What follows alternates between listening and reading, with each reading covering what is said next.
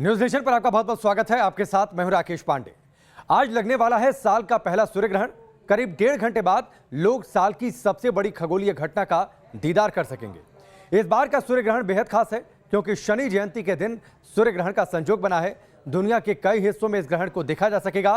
हिंदुस्तान और बाकी दुनिया में ग्रहण का असर क्या रहेगा, आपकी राशियों पर ग्रहण का क्या असर रहेगा, क्या प्रभाव रहेगा, हिंदुस्तान में कहां कहां इसे देखा जा सकेगा, आप जहां पर रहते हैं वहां पर इसका सूतक मान्य होगा या फिर नहीं, जानेंगे दो खास मेहमानों से। दो मेहमान इस वक्त हमारे साथ जुड़ चुके हैं, पंडित अरविंद त्रिपाठी जी ज्योतिषाचार्य, साथ ही श्रुति द्विवेदी भी हमारे साथ जुड़ चुकी हैं। आप दोनों का बहुत बहुत स्वागत है न्यूज नेशन पर। सबसे पहले अरविंद जी, मैं आपसे शुरू करता हूं। शनि जयंती है, 148 साल बाद संयोग। Thank you. और साथ ही आज सूर्य ग्रहण भी। इन दोनों संयोग को कैसे देखा जाए और इसका असर क्या?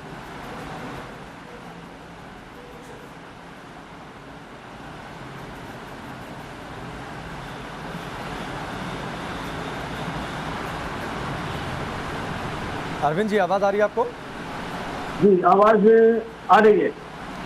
अरविंद जी, सवाल ये था कि आज सूर्य ग्रहण जी, है, आवाज आ रही है और आज शनि जयंती भी है। इन दोनों संयोग को कैसे देखा जाए? और इसी से जुड़ा हुआ सवाल कि चूंकि हिंदुस्तान में सिर्फ लद्दाख और अरुणाचल प्रदेश में ये सूर्य ग्रहण आंशिक तौर पर दिखेगा, तो यानी देश के बाकी हिस्सों में जो सूतक काल लगता है वो मान्य नहीं होगा। जी जी, देखिए राकेश जी, यह जो ग्रहण लग रहा है यह पहली बार लगा था 26 मई सन 1873 को। ठीक 148 साल बाद यह लग रहा है।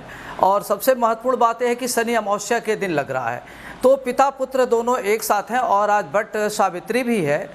तो चूँकि कहते हैं कि ग्रहण में जो चंद्र ग्रहण है उसमें सूतक 9 घंटा पूर्व लगता है और सूर्य ग्रहण में 12 घंटा पूर्व सूतक लगता है। तो चूँकि यह पूरे विश्व में एशिया, यूरोप, मंगोलिया, उत्तर पूर्व अमेरिका, अटलांटिक महासागर, उत्तरी हिस्से में आंशिक दिखेगा। उत्तरी कनाडा, रूस, ग्रीनलैंड, फिनलैंड में पूर्ण रूप से दिखेगा। टोरंटो और लंदन में भी यह दिखेगा। चूँकि भारत में लद्दाख और अपना अरुणाचल में बहुत ही आंशिक रूप से दिखेगा, तो जहाँ ये ग्रहण नहीं दिखता है उसका सूतक प्रभाव बहुत ही कम होता है, वह सूतक मान्य नहीं होता। जी, और चूँकि शनि अमावस्या के दिन लग रहा है तो ये घबराने की ज़रूरत नहीं है, यह ग्रहण बहुत महत्वपूर्ण है।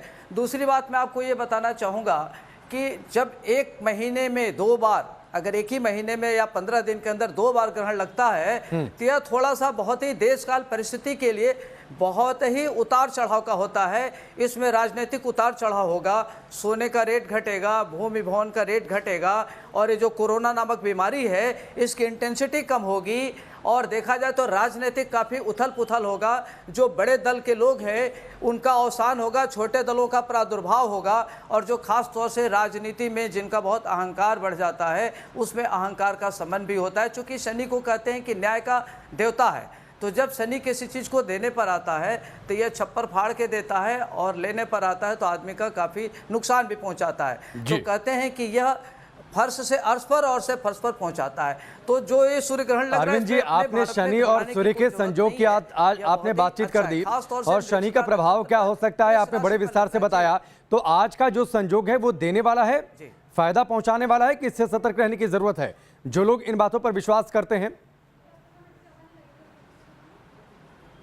इसमें देखिए यह जो ग्रहण लग रहा है यह काफी महत्वपूर्ण है, और यह भारत के लिए बहुत महत्वपूर्ण है। भारत की आर्थिक व्यवस्था ठीक होगी, राजनीतिक व्यवस्था दुरुस्त होगी, और देश में कई प्रदेशों में काफी राजनीति में उतार चढ़ाव होगा, और यह अपने देश के लिए काफी बढ़िया। 4 राशियों को छोड़ करके 8 राशियों के लिए बहुत महत्वपूर्ण है। तो धन धान्य के दृष्टिकोण से बहुत बढ़िया है। खास तौर से जो वृष राशि के लोग हैं इनको विशेष तौर से सावधानी रखने की जरूरत है, और दुर्घटनाएं से बचने की जरूरत है। चूंकि यह आंख नेत्र का कारक भी है, तो नेत्र वगैरह की पीड़ा हो सकती है, तो अपने हेल्थ और वेल्थ पर विशेष तौर से ध्यान रखने की जरूरत है। वृष राशि वाले, मिथुन राशि वाले, तुला राशि वालों के लिए। मैं राशियों पर आपसे अलग से चर्चा करता हूं। अरविंद जी, मैं राशियों पर आपसे अलग से चर्चा करता हूं। थोड़ा सा श्रुति जी का मैं रुक कर लेता हूं। श्रुति जी, आप आज के सूर्य ग्रहण को कैसे देखती हैं? दूसरा कि आज बट सावित्री है, महिलाएं बड़ी संख्या में पूजा पाठ करती हैं, तो इस व्रत पर तो कोई असर नहीं, क्योंकि बहुत ज़्यादा हिंदुस्तान में सूर्य ग्रहण दिखने वाला नहीं है। देखिए, आज का जो सूर्य ग्रहण पड़ रहा है ये 148 साल बाद जो शनि अमावस्या पर पड़ रहा है ये ग्रहण, और शनि अपनी ही राशि में वक्री होकर बैठे हैं। तो ये जो है ग्रहण बहुत महत्वपूर्ण रहेगा कई लोगों के लिए, क्योंकि कहीं ना कहीं पिता पुत्र का संबंध है। पिता को ग्रहण लग रहा है, सूर्य जो है वो शनि के पिता कहलाए जाते हैं। शनि पर ये ग्रहण नहीं पड़ रहा है, लेकिन प्रभाव क्योंकि सूर्य पर भी है। इस ग्रहण की चपेट में सूर्य, बुध और चंद्र तीनों है, जिसमें बुध जो है वो वक्री अवस्था में है।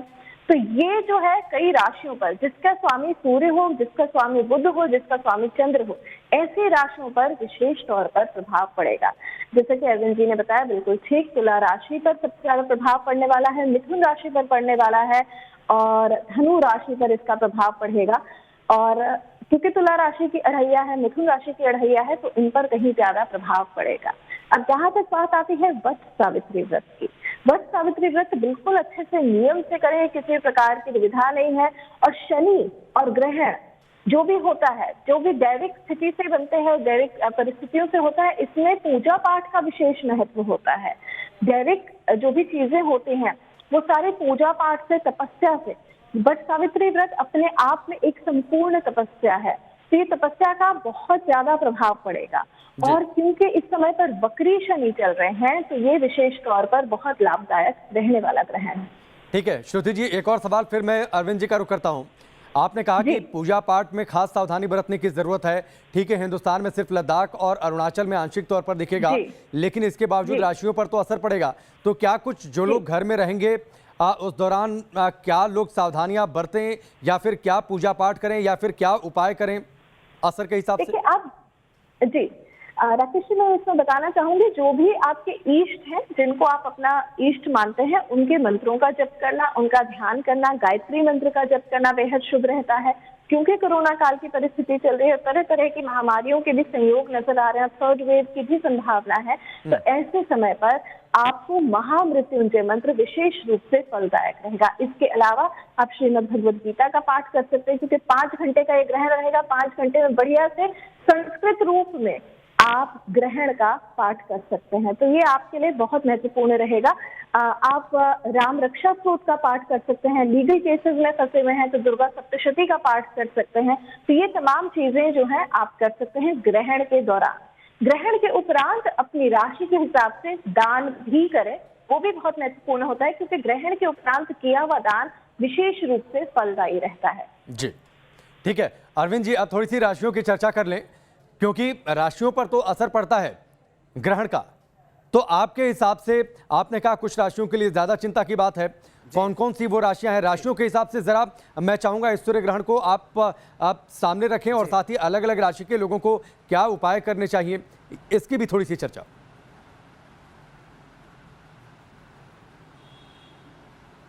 जी राकेश जी, हम राशि के बताने के पहले थोड़ा सा एक चीज़ और बताएंगे कि ये जो ग्रहण काल है, इस ग्रहण काल से घबराने की ज़रूरत नहीं है। यह बहुत ही पवित्र कालखंड होता है। इस कालखंड में अगर व्यक्ति ध्यान, जप, तप, आराधना, पूजा करता है तो उसके लिए बहुत महत्वपूर्ण होता है। तो आज के दिन खास तौर से गायत्री उपासना करना चाहिए। ओम भूर भुवः स्वः तस्वितुर्वरेण्यम भर्गो देवस्य धीमहि धियो यो नः प्रचोदयात्, इस मंत्र का जप करें। हनुमान चालीसा का पाठ करें, भगवान शिव की आराधना करें। इसके साथ ही साथ गर्भवती महिलाओं को ध्यान रखना कि शयन नहीं करना है और अपने पेट पर गोबर का लेप लगाना है, और जो दूध या दही से बनी हुई पदार्थ है उस पर कुशा और तुलसी डाल देना है ताकि पवित्र रहे।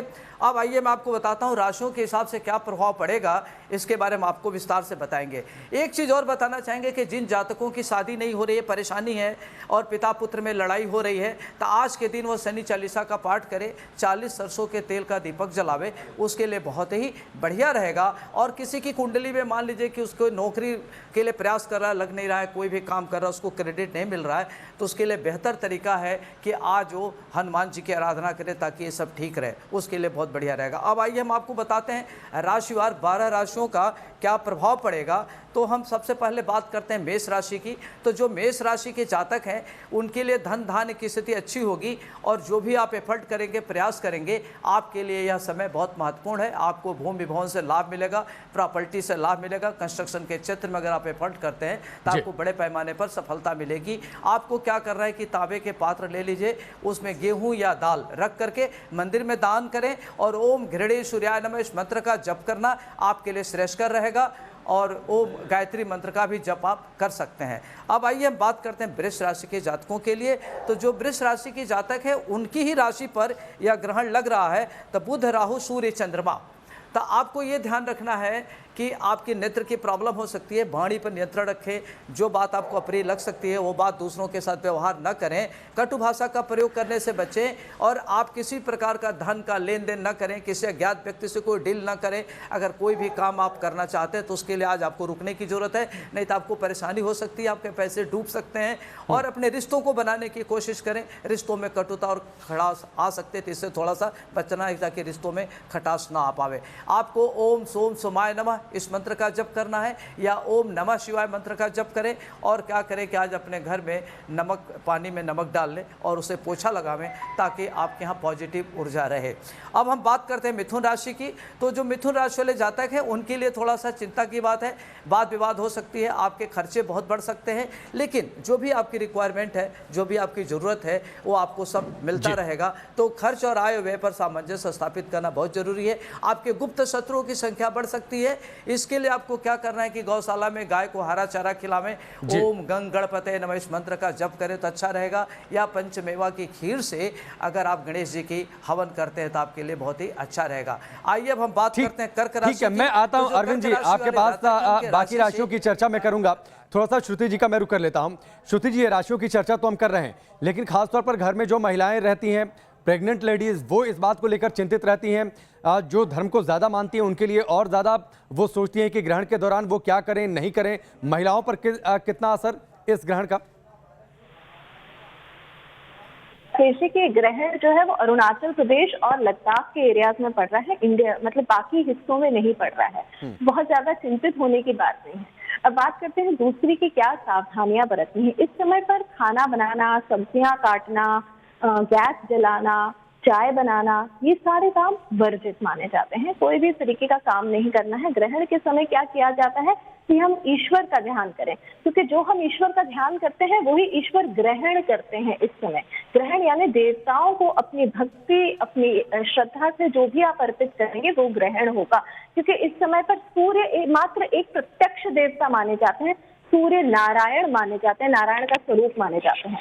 तो सूर्य देव की जो भी उपासना करें, पूजा करें, वो ग्रहण करी जाती है। इस समय पर सूर्य पर भी ग्रहण पड़ रहा है। इस समय पर जो प्रेग्नेंट महिलाएं हैं, गर्भवती महिलाएं हैं, चाकू छुरी से जुड़ी हुई कोई भी चीजें, धारदार चीजें बनी हुई जो है, उनसे किसी प्रकार का काम ना करें और आप ध्यान जप जरूर करें। इस समय पर आप महामृत्युंजय मंत्र का जप करें। आने वाली संतान के लिए नहीं कर सकते हैं तो YouTube पे लगाकर सुने।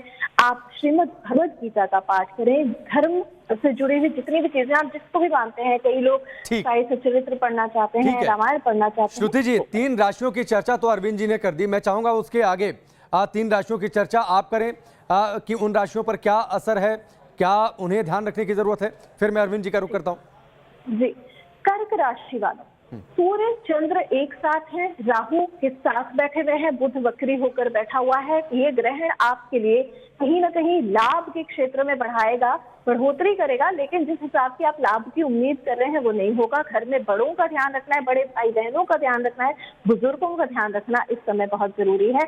आप केवल ग्रहण के उपरांत ठंडे दूध से महादेव का अभिषेक करें, शिवलिंग का अभिषेक करें, चाहे वो घर में हो चाहे वो बाहर हो। और ग्रहण के दौरान ओम श्राम श्रीम श्राम सह चंद्रमसे नमः और ओम राम रेम राम सह सूर्याय नमः, इन दोनों मंत्र का जप कर सकते हैं।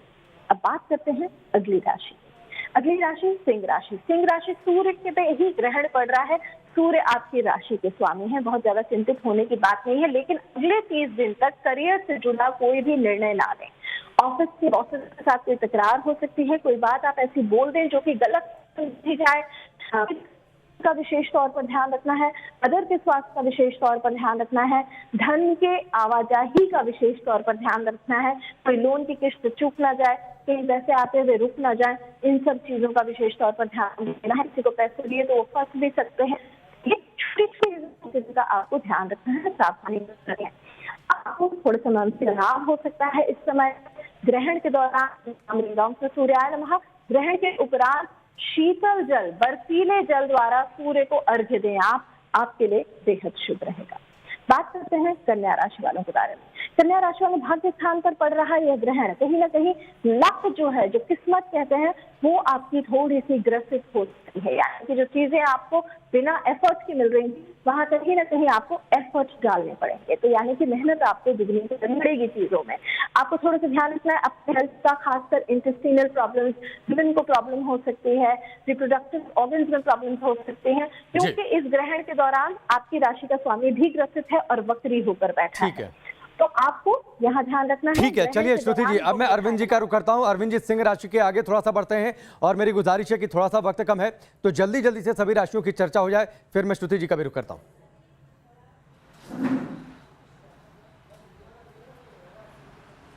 जी देखिए राकेश जी, अगली राशि है कन्या राशि। तो जो कन्या राशि की जातक है उनके राशि से 9वें पड़ रहा है, तो एक तो आपके भाग्य से सारे कार्य संपन्न होगा। जो भी आपके कार्य पाइपलाइन में लगे हुए हैं, जिसके लिए आप एफर्ट कर रहे हैं, बहुत दिन से प्रयासरत कर रहे हैं, उस कार्यों में आपको सफलता मिलेगी, मान सम्मान मिलेगा, प्रतिष्ठा के क्षेत्र में विकास होगा, राजनीतिक उत्थान होगा, भूमि भवन वाहन आप खरीद सकते हैं। इसके लिए बेहतरीन समय चल रहा है आपका। और इसमें अच्छा हो, इसके लिए क्या करना है कि गणेश जी की आराधना करना है, ओम गंग गणपते नमः इस मंत्र का जप करना है और गौशाला में जाकर के हरा चारा जरूर खिलावें। अब आइए हम बात करते हैं तुला राशि की।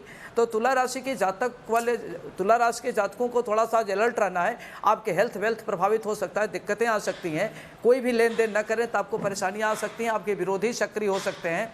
तो खास तौर से हेल्थ वेल्थ को लेकर के अलर्ट रहने की जरूरत है। जो बात आपको खराब लगे उस तरह का व्यवहार आचरण दूसरों के साथ आप ना करें तो अच्छा रहेगा, और अपने स्वास्थ्य को लेकर के सचेत रहें। अगली राशि है वृश्चिक राशि। तो जो वृश्चिक राशि की जातक है उनके 7वें लग रहा है, तो आपकी धर्म पत्नी को दिक्कत हो सकती है, आपके स्वास्थ्य संबंधी दिक्कतें हो सकती हैं, माता पिता को सुख मिलेगा और पत्नी से थोड़ा वैचारिक मतभेद रहेगा। तो आज आप क्या करें कि चांदी का सिक्का और कोई लाल वस्त्र अपनी पत्नी को चुंदरी साड़ी गिफ्ट करें, आपके लिए बढ़िया रहेगा।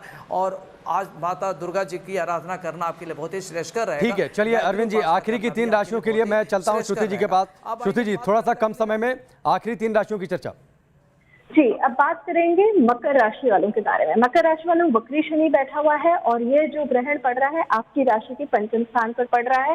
संतान से जुड़ी समस्या हो सकती है, हेल्थ रिलेटेड प्रॉब्लम हो सकती है। खासकर मकर राशि की महिलाएं जो है उनको अपने संबंधों और संतान से जुड़े तमाम उपाय करने चाहिए। और उपाय क्या है इस ग्रहण के दौरान, क्योंकि आज शनि जयंती है, शम शनैश्चराय नमः मंत्र का जप करें, या फिर शनि के जो 8 नाम हैं जो सबसे ज्यादा माने जाते हैं उनका ध्यान करें और शुभ होते हैं। साथ ही साथ अब ग्रहण के उपरांत काली तिल का दान करें। मकर राशि वालों ग्रहण जो है वो आपके सुख के स्थान पर पड़ रहा है। घर में किसी प्रकार की दुविधा ना हो, फायर से जुड़ी हुई तमाम चीजों का ध्यान रखें, इलेक्ट्रिकल इक्विपमेंट्स का ध्यान रखना है। छोटी छोटी बहस भी आपकी गलत हो सकती है। आपको करना क्या है इस समय पर शम शनैश्चराय नमः और राम रेम राम सूर्याय नमः मंत्रों का जप करना है। ग्रहण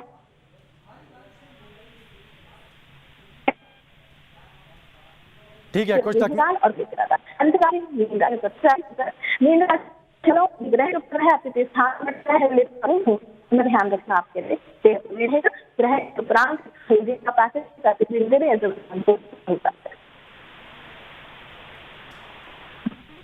ठीक है श्रुति जी, आखिरी सवाल अरविंद जी, चूंकि वक्त कम है। आज शनि और सूर्य का संयोग है, पिता पुत्र की चर्चा आपने पहले की। शनि की 7.5 जिन पर चलती है, क्या उन्हें भी उनके लिए भी आप कुछ कहना चाहेंगे?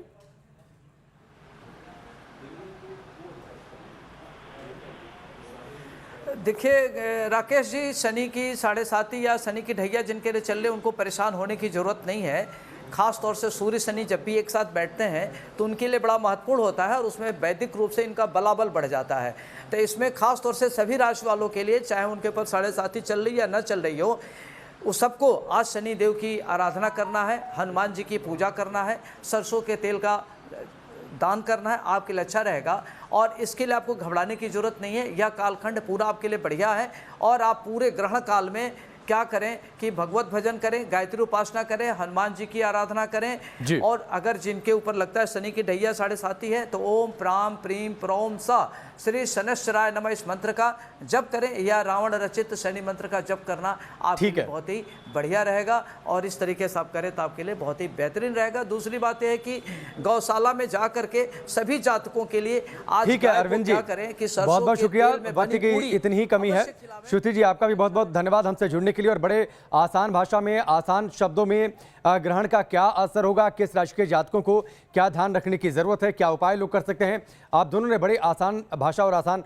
शब्दों में समझाया। यहां पर रुकेंगे ब्रेक के लिए, बहुत जल्द वापस लौटते हैं।